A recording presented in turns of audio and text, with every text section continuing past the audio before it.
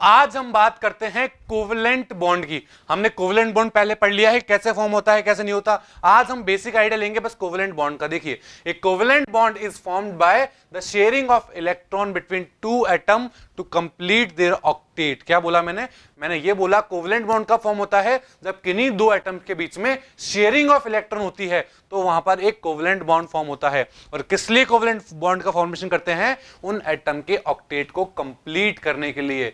But except hydrogen, वो जो hydrogen होता है वो अपना ऑक्टेट कंप्लीट नहीं करता है, वो अपना डुप्लेट कंप्लीट करता है। बात क्लियर है?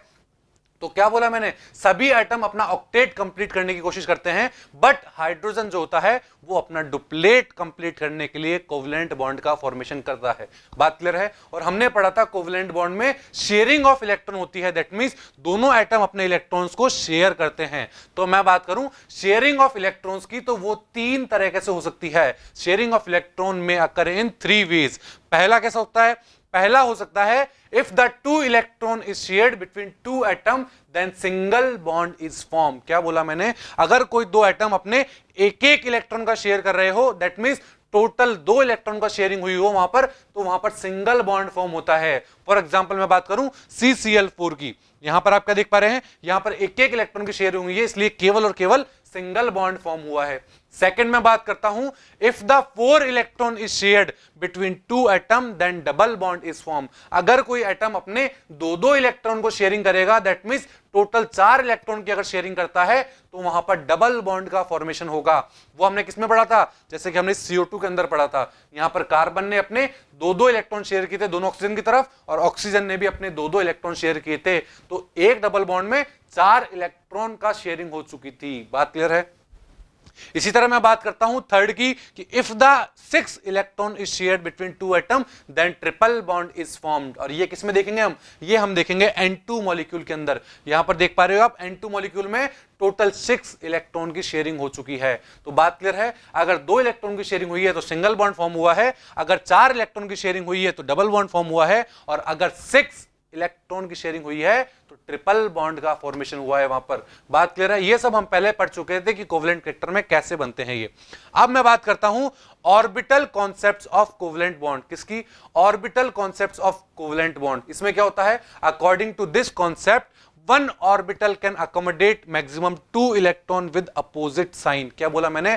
एक ऑर्बिटल में मेरे 2 ही इलेक्ट्रॉन आ सकते हैं, और उन दोनों इलेक्ट्रॉन का साइंस भी अपोजिट होता है। दैट मींस एक अगर ऊपर की तरफ है, मतलब एक का क्लॉकवाइज स्पिन है, तो दूसरे इलेक्ट्रॉन का एंटी क्लॉकवाइज स्पिन हो जाएगा। बात क्लियर है? सेकंड पॉइंट क्या होगा? हाफ फिल्ड ऑर्बिटल और unpaired electron orbital accept 1 electron to form covalent bond to complete its orbital. क्या बोला मैंने ये बोला जो मेरे हाफ फील्ड ऑर्बिटल होते हैं, जिसके पास अनपेयर्ड इलेक्ट्रॉन प्रेजेंट होता है, एक अनपेयर्ड इलेक्ट्रॉन होता है, वो क्या करते हैं? वो सामने वाले किसी एक एटम से एक इलेक्ट्रॉन लेते हैं और अपना ऑर्बिटल को कंप्लीट करते हैं, अपने ऑर्बिटल को फुल्ली फील्ड करते हैं। टेंडेंसी टू कंप्लीट ऑर्बिटल और to pair the electron is an essential condition of covalent bond. क्या बोला मैंने? अपने ऑर्बिटल को कंप्लीट करना या फिर उसके अंदर पेयरिंग करना इलेक्ट्रॉन की, ये एक इसेंशियल कंडीशन है कोवलेंट बॉन्ड फॉर्मेशन के लिए। बात समझ में आई यहां तक? और लास्ट पॉइंट क्या हो जाएगा? Completion of octet is not the essential condition of covalent bond. That means अगर कोई एटम अपना ऑक्टेट को कंप्लीट कर रहा है, दैट मींस उसका मतलब ये नहीं होगा कि वो कोवलेंट बॉन्ड बनाएगा ही बनाएगा। कोवलेंट बॉन्ड बनाने के लिए इसेंशियल कंडीशन क्या होगी? कि वहां पर हाफ फील्ड जो ऑर्बिटल था उसको फुल्ली फील्ड के अंदर कंप्लीट कर दिया जाए, या फिर फुल्ली फील्ड के अंदर कन्वर्ट कर दिया जाए, तो वहां पर कोवलेंट बॉन्ड का फॉर्मेशन होगा ही होगा। बात समझ में आई? ये अब मैं बात करता हूं नेक्स्ट की वेरिएबल वैलेंसी इन कोवलेंट बॉन्ड। जो कोवलेंट बॉन्ड होते हैं उनके अंदर कैसी कैसी वेरिएबल वैलेंसी हो सकती है, उनके बारे में मैं बात करता हूं। So variable valency are shown by those element which have empty orbital in outermost shell. जिनके आउटर मोस्ट शेल के अंदर एम्प्टी ऑर्बिटल होंगे, खाली ऑर्बिटल प्रेजेंट होंगे, वो क्या करेंगे? वो वेरिएबल ऑक्सीडेशन स्टेट को क्या करते हैं? शो करते हैं। सबसे पहले मैं बात करता हूं lone pair of electrons are get excited in the orbital of the same shell to form the maximum number of unpaired electron. That means जो लोन पेयर्स होते हैं मेरे, लोन पेयर क्या होते हैं? जो बॉन्डिंग में पार्टिसिपेट नहीं कर रहे होते, वो लोन पेयर जो होते हैं उनके अंदर एक्साइटेशन होता है, और एक्साइटेशन होने के बाद क्या होता है, वो हायर एनर्जी लेवल में चले जाते हैं, हायर शेल्स में चले जाते हैं, और वहां जाने के बाद वो क्या करते हैं, वहां जाने के बाद वो कोवलेंट बॉन्ड का फॉर्मेशन करते हैं। That means maximum number of unpaired electron हो जाते हैं, तो वहां maximum number of covalent bond भी बन सकते हैं। बात क्लियर है? जनरली जो मेरे third period, fourth period, fifth period, sixth period के जो एलिमेंट होते हैं वो वेरिएबल ऑक्सीडेशन स्टेट शो करते हैं due to the presence of vacant D orbital. उनके पास क्या होता है, वैकेंट डी ऑर्बिटल होता है, और वैकेंट डी ऑर्बिटल होने की वजह से वहां पर इलेक्ट्रॉन का एक्साइटेशन हो जाता है, और एक्साइटेशन होने की वजह से वो मैक्सिमम वैलेंसी शो कर सकते हैं, वेरिएबल वैलेंसी शो कर सकते हैं। If any element show odd valency, अगर कोई एलिमेंट ग्राउंड स्टेट के अंदर ऑड वैलेंसी शो कर रहा होगा, मान लीजिए 3 वैलेंसी शो कर रहा है, तो वो एक्साइट होने के बाद वहां पर इलेक्ट्रॉन का एक्साइटेड होने के बाद भी वो ऑड वैलेंसी ही शो करेगा। दैट मींस अगर कोई एलिमेंट पहले वैलेंसी 3 शो कर रहा है, तो वहां से अगर इलेक्ट्रॉन एक्साइट करा देते हैं हम, तो भी वो वहां पर ऑड वैलेंसी ही शो करेगा। दैट मींस अब वो 5 वैलेंसी शो करेगा। बात क्लियर है? And similarly if any element show even valency in ground state, then it will show even valency in excited state also। अगर कोई ग्राउंड स्टेट के अंदर इवन वैलेंसी शो कर रहा है, दैट मींस वैलेंसी अपनी 2 शो कर रहा है, तो एक्साइटेड स्टेट में वो अपनी वैलेंसी 4 शो करेगा। दैट मींस ऑड से ऑड वैलेंसी होगी और इवन से इवन वैलेंसी होगी। बात समझ में आ रही है यहां तक?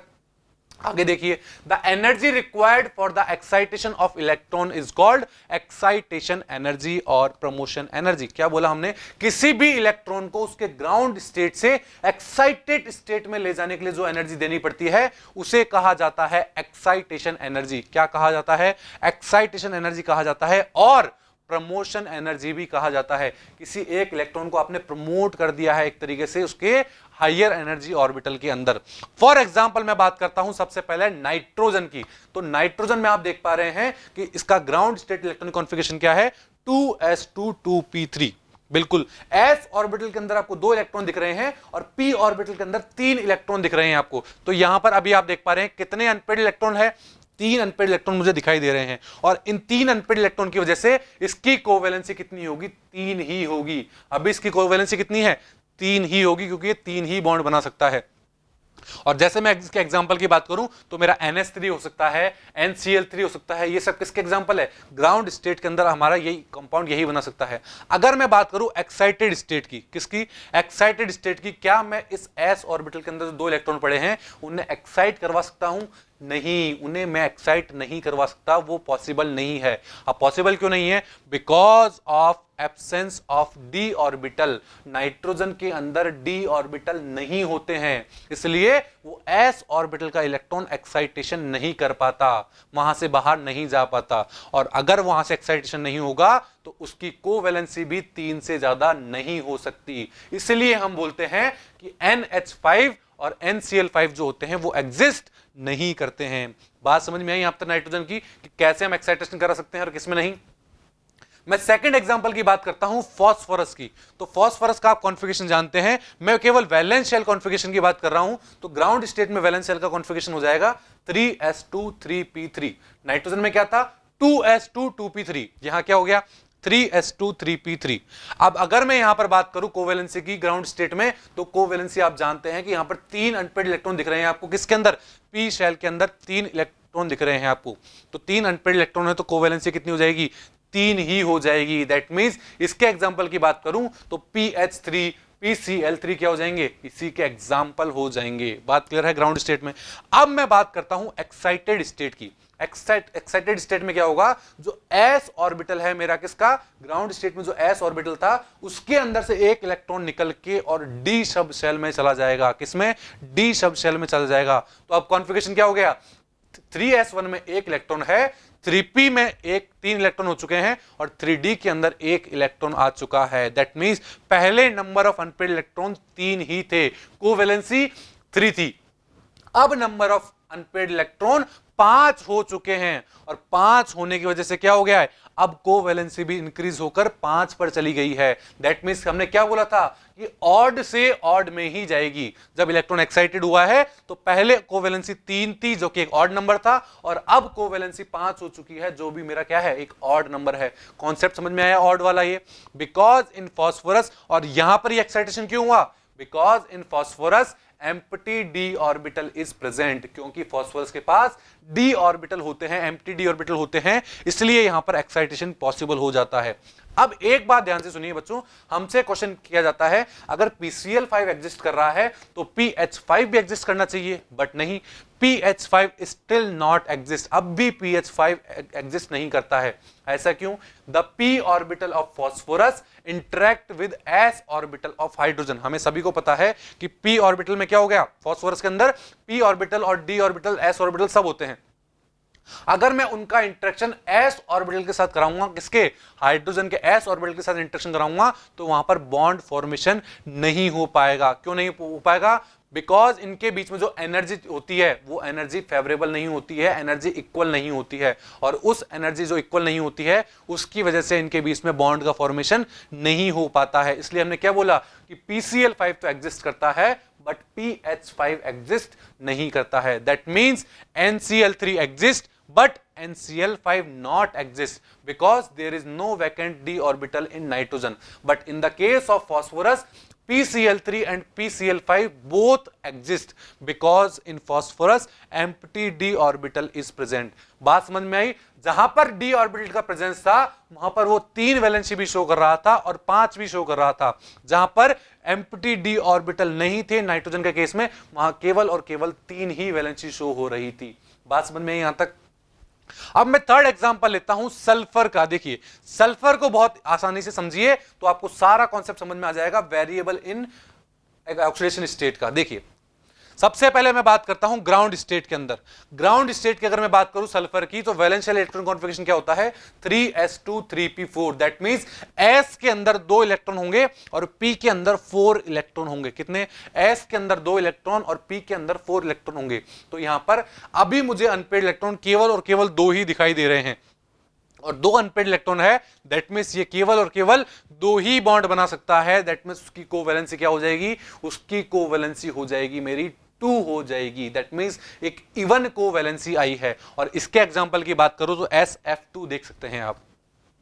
अगर मैं बात करूं एक्साइटेड स्टेट की, तो यहां पर बच्चों 2 एक्साइटेड स्टेट पॉसिबल है। तो सबसे पहले बात करते हैं फर्स्ट एक्साइटेड स्टेट की। तो देखिए फर्स्ट एक्साइटेड स्टेट में क्या होगा, जो p के अंदर एक इलेक्ट्रॉन की पेयरिंग हो रखी है वहां से एक इलेक्ट्रॉन एक्साइट होकर कहां चला जाएगा, 3d1 में चला जाएगा, d ऑर्बिटल के अंदर चला जाएगा। और जैसे ही d ऑर्बिटल के अंदर गया तो अब आप देख पा रहे हैं यहां पर टोटल मेरे 4 अनपेयर्ड इलेक्ट्रॉन हो चुके हैं, 3 p के अंदर और 1 d के अंदर हो चुके हैं। कितने हो चुके हैं, 4 अनपेयर्ड इलेक्ट्रॉन हो चुके हैं। और 4 अनपेयर्ड इलेक्ट्रॉन हो चुके हैं दैट मींस ये 4 बॉन्ड बना सकते हैं, और 4 बॉन्ड बना सकते हैं दैट मींस इसकी कोवैलेंसी 4 हो जाएगी। तो आप यहां पर क्या देखा, देखिए इवन वाला कॉन्सेप्ट आ चुका है।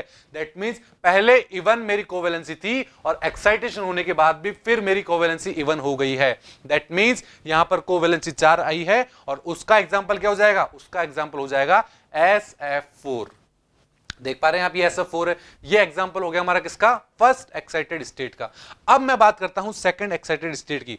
सेकंड एक्साइटेड स्टेट में क्या होगा, ये भी तो पॉसिबल है जो s के अंदर 2 इलेक्ट्रॉन पड़े हैं वो भी क्या हो जाएं, वो भी एक्साइट होके अपने d के अंदर चले जाएं। तो अब कॉन्फ़िगरेशन क्या बन जाएगा, s के अंदर 1 इलेक्ट्रॉन, p के अंदर 3 इलेक्ट्रॉन और d के अंदर 2 इलेक्ट्रॉन आ चुके हैं। दैट मींस अब total number of unpaired electron कितने हो गए, total number of unpaired electron 6 हो चुके हैं। और total number of unpaired electron 6 हो गए तो कोवैलेंसी भी 6 हो सकती है। बात समझ में आई, कोवैलेंसी कितनी हो सकती है, 6 हो सकती है। और अगर कोवैलेंसी 6 होगी तो उसका एग्जांपल क्या हो जाएगा, SF6 हो जाएगा, जो आप यहां पर देख पा रहे हैं। बात समझ में आई। दैट मींस अगर वहां पर एक्साइटेशन के लिए ऑर्बिटल प्रेजेंट होते हैं तो वहां पर एक्साइटेशन होता है, और अगर ऑर्बिटल प्रेजेंट नहीं होते हैं तो एक्साइटेशन नहीं होता है। बात समझ में आई वेरिएबल ऑक्सीडेशन स्टेट की। So the variable covalency of sulphur is 2, 4 and 6। क्या हो गया? वेरिएबल कोवेलेंसी क्या होगी? यहां पर सल्फर की 2 हो चुकी है, 4 हो चुकी है और 6 हो चुकी है। Similarly if we talk about OF2, अगर मैं बात करता हूं OF2 की, then it is exist. OF2 हमारा एग्जिस्ट करेगा क्योंकि SF2 भी कर रहा था और ऑक्सीजन और सल्फर एक ही ग्रुप के मेंबर है। बात क्लियर है? अगर मैं बात करूं बट OF4 की, OF6 की, तो वो एग्जिस्ट नहीं करते हैं, जबकि SF4 और SF6 एग्जिस्ट कर रहे थे। तो ये एग्जिस्ट क्यों नहीं करते हैं? क्योंकि इनके पास d ऑर्बिटल का क्या होता है? एब्सेंस होता है। उनके पास d ऑर्बिटल नहीं होते हैं ऑक्सीजन के पास में, इसलिए OF4 और OF6 एग्जिस्ट नहीं करते हैं। बात समझ में आई यहां तक? Now there is a interesting point. यहां पर एक इंटरेस्टिंग पॉइंट यह है कि हमने बोला था कि third, fourth, fifth, sixth group के एलिमेंट जो होते हैं वही केवल एक्साइटेड स्टेट के अंदर जा सकते हैं, बट ऐसा नहीं है। Some of second period element can also form compound in excited state. कुछ सेकेंड पीरियड के एलिमेंट भी ऐसे हैं जो एक्साइटेड स्टेट में जाके क्या बना सकते हैं? कंपाउंड का फॉर्मेशन कर सकते हैं। फॉर एग्जांपल मैं बात करता हूं बेरिलियम की, बोरोन की, कार्बन की, और most of their compound in excited state. इनके भी और सारे बहुत सारे कंपाउंड हो सकते हैं जो एक्साइटेड स्टेट में जाके क्या कर सकते हैं? कंपाउंड का फॉर्मेशन कर सकते हैं। तो सबसे पहले मैं बात करता हूं बेरिलियम की। बेरिलियम का इलेक्ट्रॉनिक कॉन्फ़िगरेशन क्या होता है? 1s2 2s2। तो अगर मैं इसके वैलेंस शेल की बात करूं तो क्या हो जाएगा? ग्राउंड स्टेट में इसके वैलेंस शेल का कॉन्फ़िगरेशन हो जाएगा 2s2। दैट मींस S के अंदर 2 इलेक्ट्रॉन प्रेजेंट है। यहां पर 2s के अंदर 2 इलेक्ट्रॉन प्रेजेंट है, आप देख पा रहे हैं। और अगर मैं बात करूं 2p की, तो 2p मुझे वैकेंट दिखाई दे रहा है, उसके अंदर कोई भी इलेक्ट्रॉन नहीं है। और टोटल अनपेयर्ड इलेक्ट्रॉन कितने हैं अभी यहां पर इसके अंदर ग्राउंड स्टेट में? एक भी अनपेयर्ड इलेक्ट्रॉन नहीं है। और एक भी अनपेयर्ड इलेक्ट्रॉन नहीं है तो कोवैलेंसी कितनी हो जाएगी? कोवैलेंसी 0 हो जाएगी। कोई बॉन्ड नहीं बना सकता बेरिलियम ग्राउंड स्टेट के अंदर। बट अगर मैं उस 2s इलेक्ट्रॉन को क्या कर दूं? एक्साइट करवा दूं, एक्साइटेशन करवा दूं, तो वो इलेक्ट्रॉन कहां चला गया? अब वो इलेक्ट्रॉन p के अंदर आ गया है। तो अब कॉन्फ़िगरेशन क्या हो गया? S के अंदर 1 इलेक्ट्रॉन है तो 2s1, और 2p के अंदर 1 इलेक्ट्रॉन है तो 2p1 हो जाएगा। बात क्लियर है? तो अब आप क्या देख रहे हैं? आप यहां पर देख पा रहे हैं कि 2 अनपेयर्ड इलेक्ट्रॉन हो चुके हैं, और 2 अनपेयर्ड इलेक्ट्रॉन हो चुके हैं। दैट मींस इसकी कोवैलेंसी कितनी हो जाएगी? इसकी कोवैलेंसी 2 हो जाएगी। बात समझ में आई? दैट मींस बेरिलियम केवल और केवल एक्साइटेड स्टेट के अंदर ही 2 बॉन्ड का फॉर्मेशन कर सकता है। इसी तरह मैं बात करता हूं सेकंड एग्जांपल बोरोन की। बात क्लियर है? बोरोन के अंदर अगर मैं बात करूं इलेक्ट्रॉनिक कॉन्फ़िगरेशन क्या होता है? 1s2 2s2 2p1। तो मैं वैलेंस शेल की बात करूंगा ग्राउंड स्टेट में, तो ग्राउंड स्टेट में वैलेंस शेल में क्या हो जाएगा? 2s के अंदर 2 इलेक्ट्रॉन और p के अंदर 1 इलेक्ट्रॉन होगा। तो ग्राउंड स्टेट में बोरोन केवल और केवल एक ही बॉन्ड बना सकता है। क्यों? क्योंकि केवल और केवल एक ही अनपेयर्ड इलेक्ट्रॉन प्रेजेंट है बोरोन के पास। तो उसकी कोवैलेंसी कितनी हो जाएगी ग्राउंड स्टेट में? 1 हो जाएगी। बट अगर मैं उस 2s वाले को क्या करा दूं? एक्साइटेशन करा दूं। अगर 2s के अंदर जो 2 इलेक्ट्रॉन है उसमें से एक इलेक्ट्रॉन को एक्साइट करा के कहां ले आते हैं? अगर हम एक्साइट करा के ले आते हैं p के अंदर, तो मेरे पास टोटल नंबर ऑफ इलेक्ट्रॉन कितने हो जाएंगे? मेरे पास टोटल नंबर ऑफ इलेक्ट्रॉन हो जाएंगे 3 हो जाएंगे। टोटल नंबर ऑफ इलेक्ट्रॉन 3 हो जाएंगे जो कि अनपेयर्ड होंगे, और 3 अनपेयर्ड इलेक्ट्रॉन होंगे तो उसकी कोवैलेंसी भी 3 हो जाएगी। दैट मींस एक्साइटेड स्टेट के अंदर बोरोन अपने 3 बॉन्ड बना सकता है। बात समझ में आई या नहीं आई बच्चों बोरोन की? इसी तरह मैं बात करता हूं कार्बन के केस में। कार्बन के केस में क्या होगा? उसका इलेक्ट्रॉनिक कॉन्फ़िगरेशन क्या होगा कार्बन का? कार्बन का इलेक्ट्रॉनिक कॉन्फ़िगरेशन होता है 1s2 2s2 2p2। ये होता है हमारा कार्बन का इलेक्ट्रॉनिक कॉन्फ़िगरेशन। बट मुझे वैलेंस शेल से बात करनी है, तो ग्राउंड स्टेट में वैलेंस शेल का कॉन्फ़िगरेशन क्या हो जाएगा?